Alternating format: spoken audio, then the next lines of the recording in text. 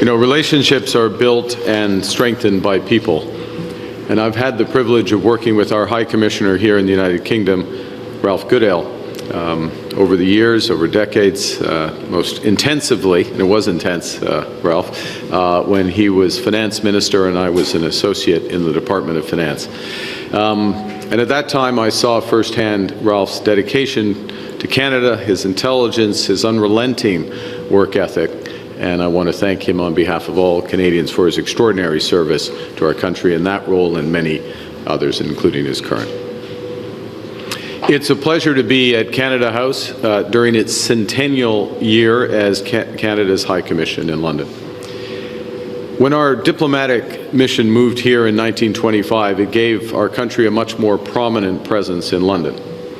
And it signaled our desire to work more closely with the United Kingdom. Because Canada and the United Kingdom share a history. We share values. We share a sovereign. Right.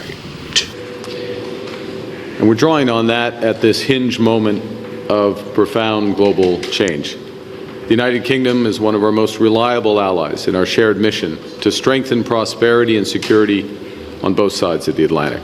Well, we're waiting. For decades, Canada's foreign policy has relied on a certain number of premises. A rules-based multilateral trading system. Secondly, collective security anchored by NATO. Third, our enviable geography, which shielded us from distant conflicts and connects us to the world's largest and most dynamic economy directly to the south. And for a long time, we had the expectation, shared by many others, that the world would converge over time towards free markets, open societies, and democratic values.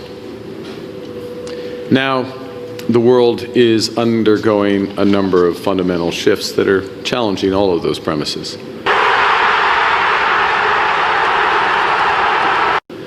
New technologies have brought distant threats to our doorstep.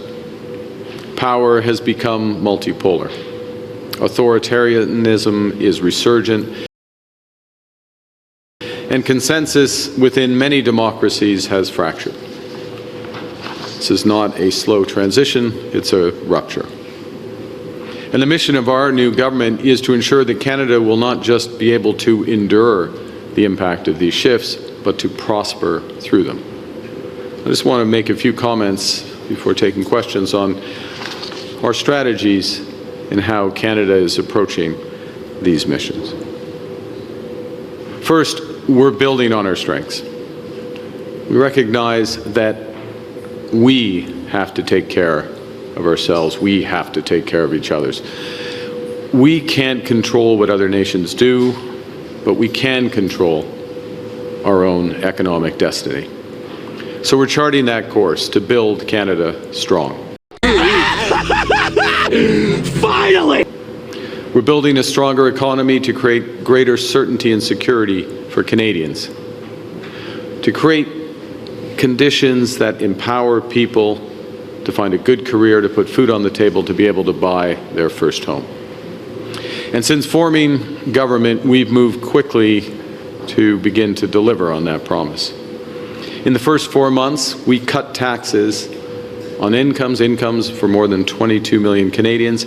We cut taxes on capital gains. We removed all federal barriers to interprovincial trade in a move towards one Canadian economy. We passed landmark legislation to fast-track major projects in energy, artificial intelligence, critical minerals, and trade infrastructure to new markets.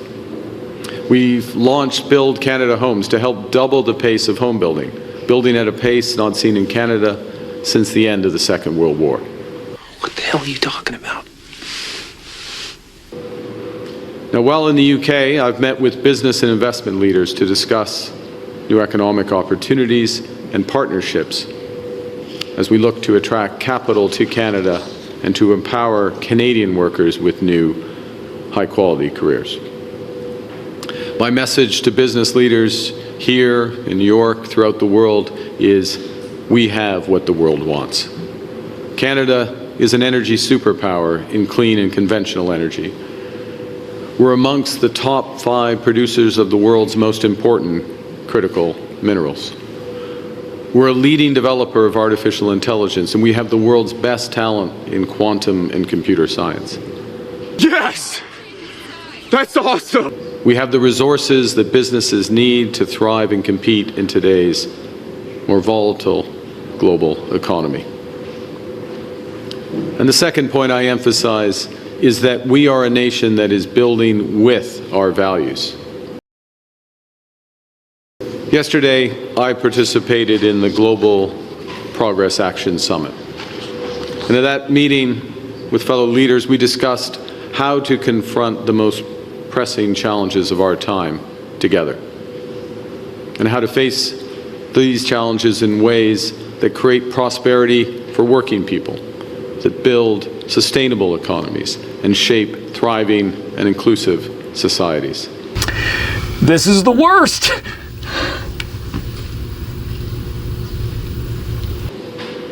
By sharing strategies and solutions, we are better able to align and mobilize joint efforts to address these challenges.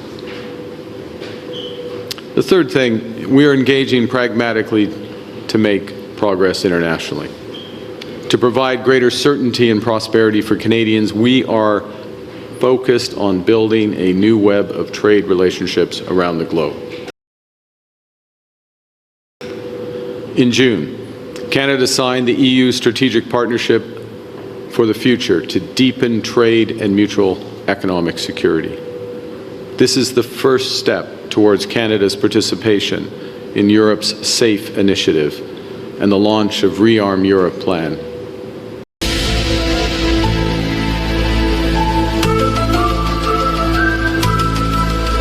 This week, we launched the second phase of those negotiations.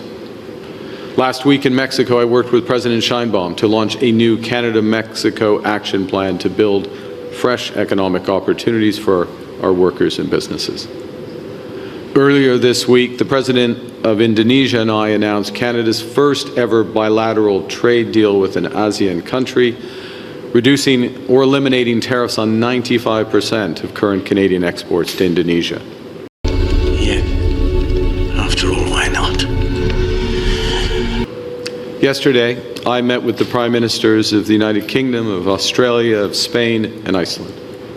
We discussed deepening defense cooperation to enhance our collective security. We've already undertaken important steps with Australia, with our new technology partnership for over-the-horizon radar that will help protect Canada's Arctic. This system will provide early advanced warning capabilities to armed forces, ensuring faster detection and decision-making for airborne threats in our Arctic. We also discussed deepening our trade and economic ties to create mutual resiliency and prosperity. Prime Minister Starmer and I are moving forward with the plan we laid out in June for a partnership with deeper ties and innovation, more trade, and expanded economic opportunities for both of us. I'm more certain than ever that there are endless possibilities for Canada. These possibilities will be realized through new partnerships between countries, with the private sector, with investors, with our allies. Canada, as this building demonstrates, and a success over the years, Canada is a determined and ambitious nation that is rising to the challenges of our age. And our partners know that they will rely not just on the strength of our values, but the value of our strength.